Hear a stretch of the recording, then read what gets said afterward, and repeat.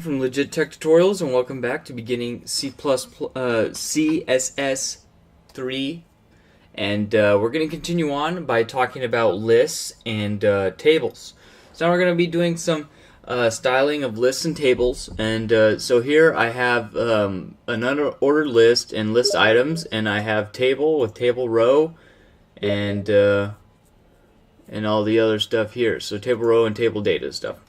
Alright, so let's go ahead and get started. So here we have the style open, and let's go ahead and get started. So we're going to say, actually I should add an OL, which is an ordered list, and let's go ahead and have two elements in there. List element class, let's say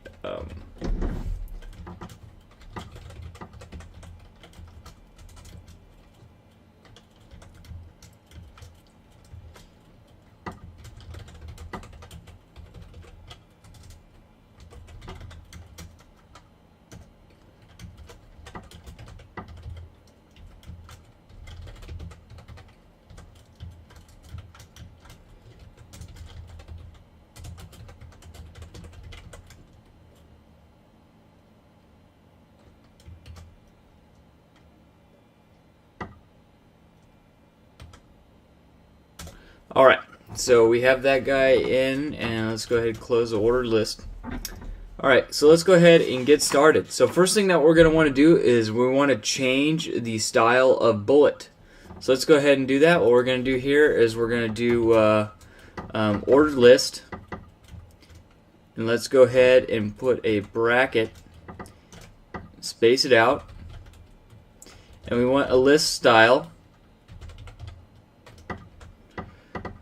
So let's go ahead and check some different types of, let's do long Greek.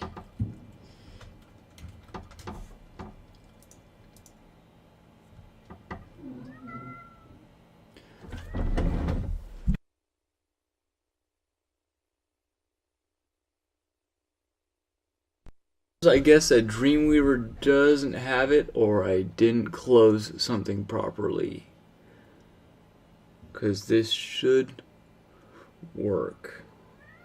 Let's try Lower Roman and see if we get what we get. There we go. So the Dreamweaver does have Lower Roman, and you see there that it changed from 1-2 to Lower Roman. And you saw there that there was all different things popping up, so you could give a try to each of those and see what kind of style you want to get. But this is the one I'm going to try because I know that Dreamweaver has it, because it just changed. Alright, so we could do, also we could import images inside, instead of dots, solid dots for unordered lists, we could have an image. So let's go ahead and show how to do that. So let's go ahead and change this to UL. And what we're going to do is do list style image. So you go list style, and you go image, and then you give the URL to that location. So wherever that PNG is located on your site or whatever, so let's just say image, let's just say like hashtag, let's just say like, what was it, hashtag image.png.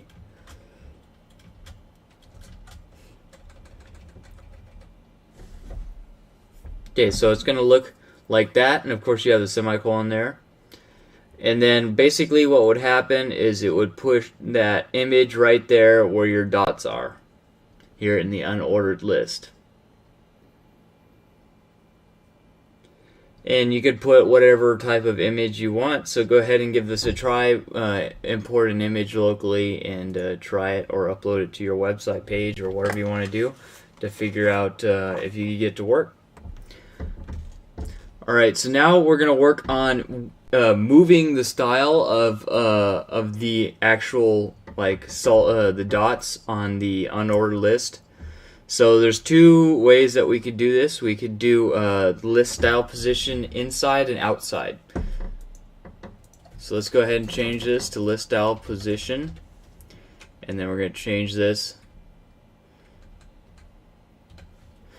to go ahead and see what our options are. So yeah, you just say inside and outside.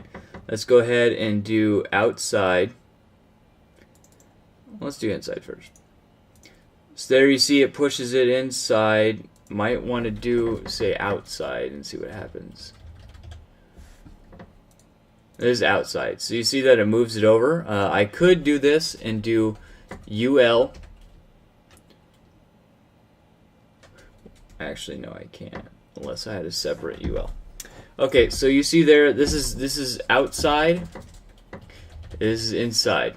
So inside pushes it together, and basically what you would see is that if we had text that goes all the way down, that goes all the way to the next page, for example, if it moved to the next page,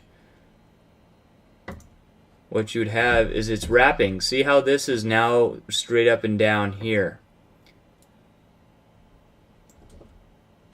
That's basically what happens if you put inside. So the bullet point is inside of the text is basically inline up and down instead of on the outside. That's why they say inside and outside.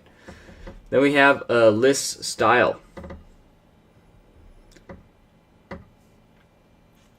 Basically the list style is going to change. It's just like how we had the type. I believe it was a type, right? It was the list style type. For ordered list, for UL, for unordered list, we have another type of style as well. So we're going to do list style, and then we're going to go here and let's do what the book has, inside circle.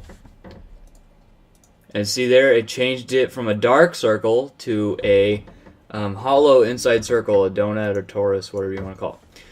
Okay, so let's go ahead and see what else we got. We got all different kinds of stuff, decimal,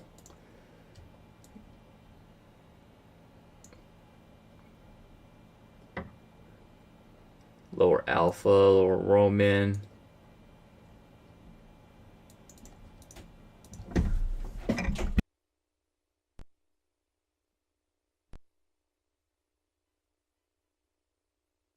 That's one of the styles. You can mess with all the different types of styles and find one that you like and run with it. Alright, so let's go ahead and go over the table properties. As you see here, we have tables and stuff. So let's go ahead and I don't think that we're going to be using the ordered list and unordered list anymore. So let's go ahead and get rid of those so we can get us some space.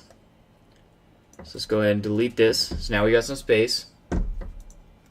And let's keep on going. Okay, so there's a bunch of different things that we could do.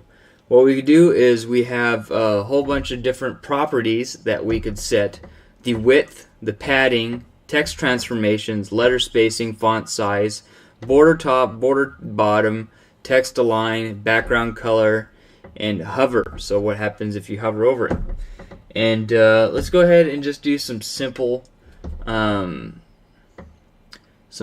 things here. So let's go ahead and do table. Let's plug in table here, and we could set the width to be a huge size. And here you see our table over here from the preview. It hasn't really changed yet because we haven't really done anything to it yet.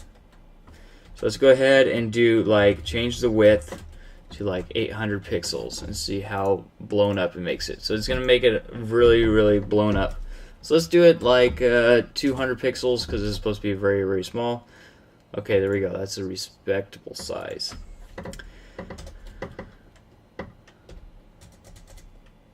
So here I don't have a table heading. I only have table rows.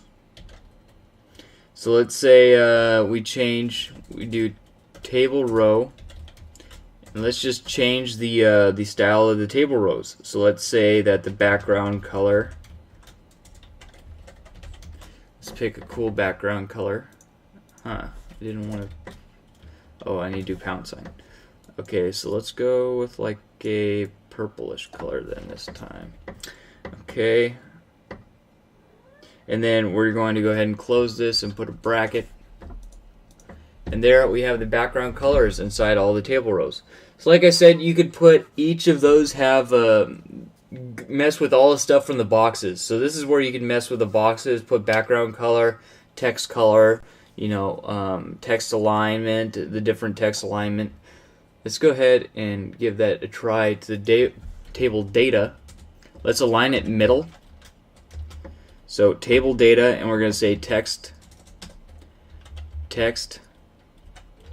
align, and then let's say that we want to align it in the center.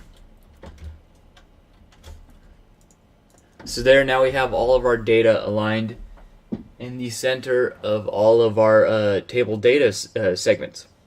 Now, there's all different kinds of stuff that you could do. In the book talks about distinguishing the headings, shading alternate rows, so every other row is shaded, etc., etc. Let me see what they're doing here. Yeah, they're basically, they just give each other table row, they give it a class called even. So all the ones with even are a darker color, and all the ones with odd are the lighter color. Pretty easy to set up if you went through it. Actually, let me show you how to do that right now. So we're just going to do like class is equal to even. So this, let's say table data dot even is purple. Actually, well, you see table data even, it's centered it. So let's go ahead and change the background color. And let's change it to, you know, like a black. So you see only that table row is black. So you could set it, you know, this one and this one. Maybe you want it like a checkerboard. You want it, you know, you set these two to white. You can make it a checkerboard style. Let's go back.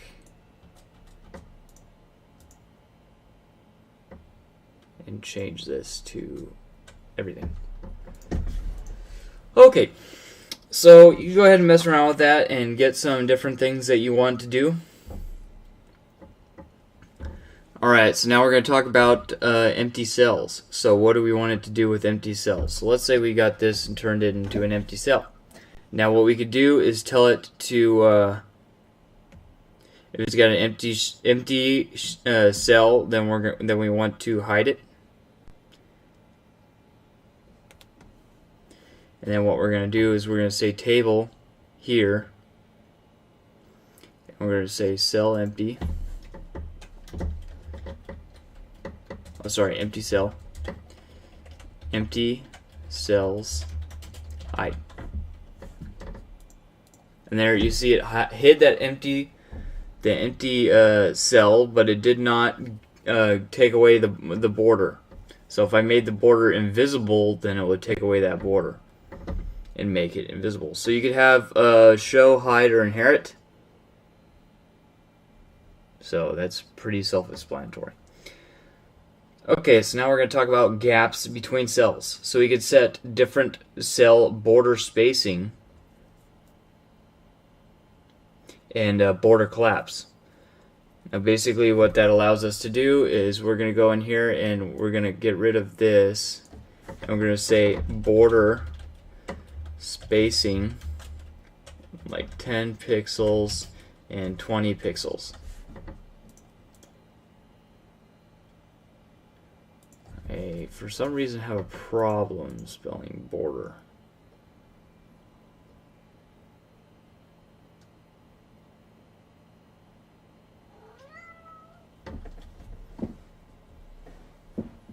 Okay, so border spacing,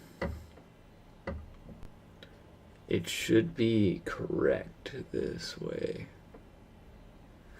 So for whatever reason, oh, I guess there is border spacing there, but it's like so small we can't see it, maybe. I'm starting to see something. Let's pump it up a little more. Yeah, so I'm not seeing anything here. Let's go ahead and try border collapse.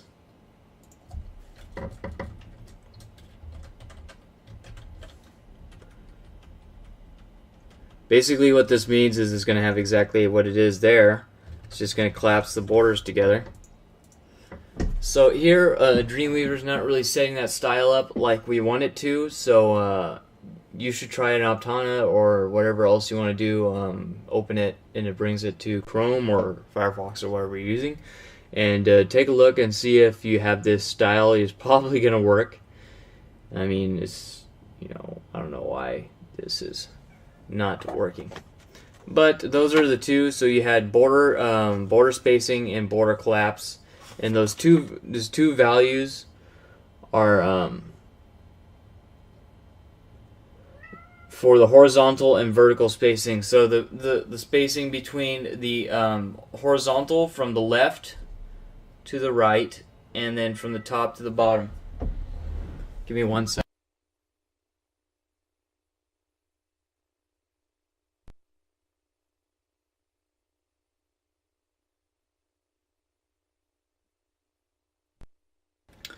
Alright, so let's move on. Alright, so we're going to go over some styling text inputs. Now, I don't really have any of these images to mess around with, but basically what it goes over here in the book is it basically goes over changing focuses on when you are messing with inputs. So again, on text inputs, you have font size, color, background color, border radius, focus, hover, and background images. So, I mean, it's basically what we keep going over is replicating from what we did in the first two, text and box. And you could basically just try each of those that we did in text and box and see if they work on, text inputs or whatever you want to do on form inputs, and it will probably work, most likely. And then we got submit buttons, color, text shadow, border bottom, background color, hover, and field sets. Same exact thing for field sets, border radius, text align, background color, background radius, padding, text align, text transformations. So just go in and mix and match, put background images, change the hover, what happens when you hover, make it change the color, what happens when it's active, etc., etc. Change the border, give it a drop shadow, give it, style so here it's talking about field sets, and field sets was a box with the little line around it where you could hold all the forms inside that field set, and then, changing the subscribe button, from a submit to subscribe to having a color on it, etc., etc. And then the book goes on talking about aligning form controls.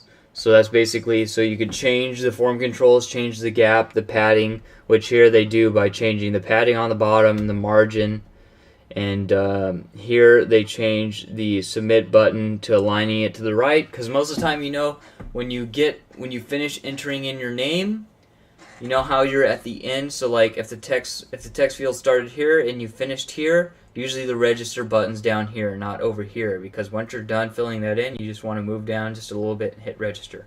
So they have text align, move it to the right hand side, the register button. And yeah, so all different it just keeps going over and over of the same stuff that we already learned. So go ahead and try all those different things that we already learned on the previous things, text fields, data entries, sets, all different kinds of stuff. So field sets and legends, etc., etc. All right, the last thing I'm going to go over really quick. I do not have an A reference here, but basically what you could do is you could change the cursor to all different kinds of stuff. So here, let's do like in the book it says to move.